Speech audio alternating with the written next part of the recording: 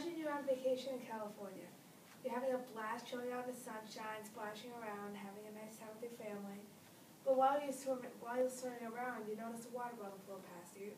You think nothing of it, another person's beverage just got swept out to sea. It happens all the time. So you keep splashing around, but then you see a few more chunks of garbage, like cigarette butts, float by. Now I think that's really gross, because this is the way you're supposed to swim. Now, I don't know about you, but I like to swim in clean water. So later on, you're back at your hotel, you go to sleep, can't wait to swim the next day, but you wake up to a burning in your eyes. Now, how could this have possibly happened? Well, the thing is, most pesticides and chemicals are swept into the ocean after rain falls and onto the beaches, which results in the harsh side effects on us, unfortunately. Now, this story is entirely hypothetical, but it could easily happen to you. And the problem is that we humans are constantly polluting our bodies of water. Water pollution is becoming a daily occurrence and not an uncommon sight. According to an article printed in the New York Times and later published online on April 7, 2013, Los Angeles beaches have become some of the filthiest in the country. And this is due, again, to the rainfalls, the city's waste, and it's really bad, to be honest. And later, as referenced by NationalGeographic.com, copyrighted 2013, the biggest landfill in the world is in the Pacific Ocean. It's not on land. NationalGeographic.com goes on to claim that this infamous landfill is giant, and it's known as the Great Pacific Garbage Patch. It consists of 3.5 million tons of trash and spans an area the size of Europe. Now, I've never been to Europe, but I imagine it's pretty big, because a lot of stuff's going on over there.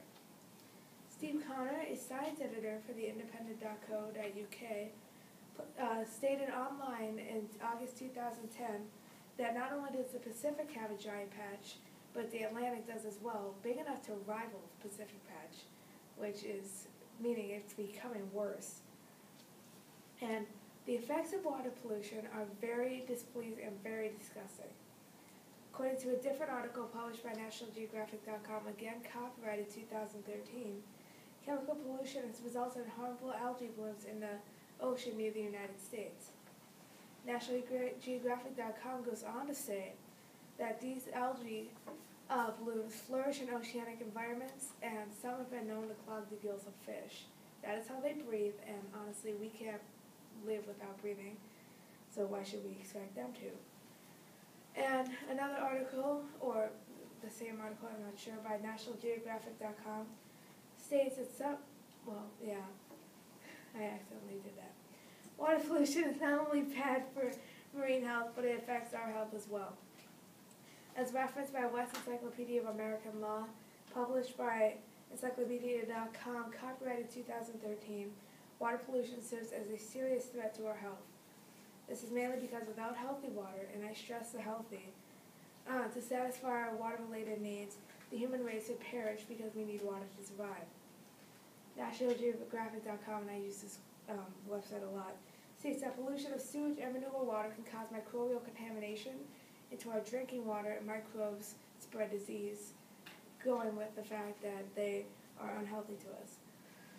Water pollution is not only bad for the environment, but is detrimental to the economy. According to waterpollution.org, copyrighted 2013, water pollution results in large costs to treat and clean up the mess that we have provided the world with. It's not something we want to be proud of.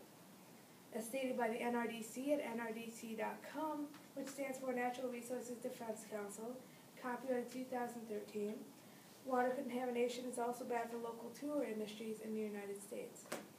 The NRDC has stated that billions of dollars are spent per year to travel to coastal areas, and if people stop visiting these areas, the economy in these businesses will go down, because if there's no customer, there's no demand, and basically prices go down and they lose profits.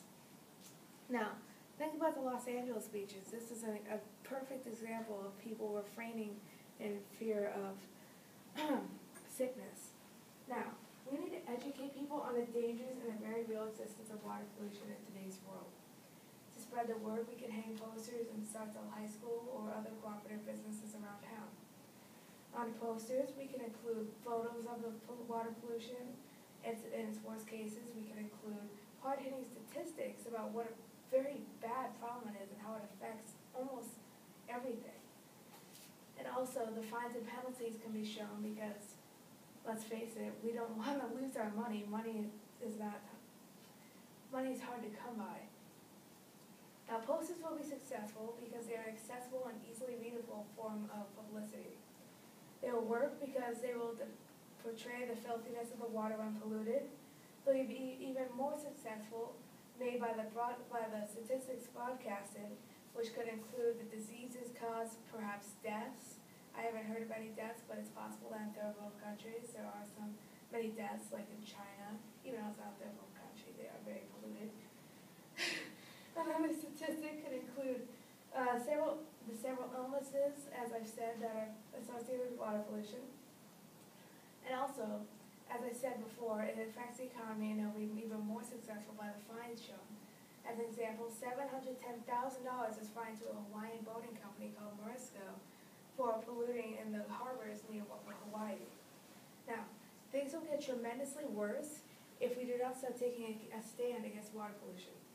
Aquatic life, as well as our health, will be affected. When marine life is exposed to chemicals, they absorb it, and as a result, we later absorb it because we eat the fish. If you like seafood, I don't like seafood, but some of you might.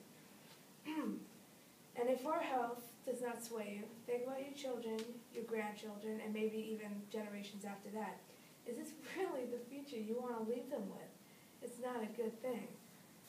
We all know we won't live forever, and some people hope that they will be dead before the really bad stuff happens.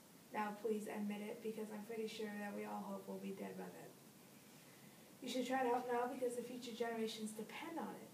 And if you really care about your family, you try to ensure them a healthier future. And we need to help now while we still can, because we all know that in a billion years, we'll just be some blip in some of these family albums. If we don't try to prevent water pollution, eventually the water supply will deteriorate and basically chaos will break loose. And if we don't have enough water and the population continues to increase, and I don't mean to say this bluntly, but we'll be screwed. Because there's not enough water, there's too many people will die. And finally, if there's not enough water and countries need water for their citizens, wars will break out over disputes rather than political other things. Finally, things will become terrible if you do not stop polluting our bodies of water, because as I said before, people will die. Main cause of this could include contaminated water, as is shown today, food poisoning by shellfish, seafood, and it might not be bad for us, but infants, if they drink our contaminated water, they don't have the antibodies necessary to fight it off, they could die. Now, in order to make my dream, or achieve a dream, of cleaner waters and a healthier future, I'm going to need your help. For more information on this topic, you can contact Chairperson of the Cleaner Waters Association, Natalie James. She can be reached by calling 206-3490. You can email her at nataliejames123@hotmail.com, or you can send her a letter to her home address at 349 Northwest Boulevard, Rochester, Minnesota. Now, what I want you to do is contact her in any form you can. Cell phones are a great way, otherwise you can go back to snail mail. And basically tell her how you're willing to make this place a healthier place, because this is the only planet we have. Now, please, everyone in this room can make a difference. And when it comes to making our planet's bodies of water a safer place for everyone, we need water to survive, and I want to survive. And I'm pretty sure all of you do too. Thank you for your time.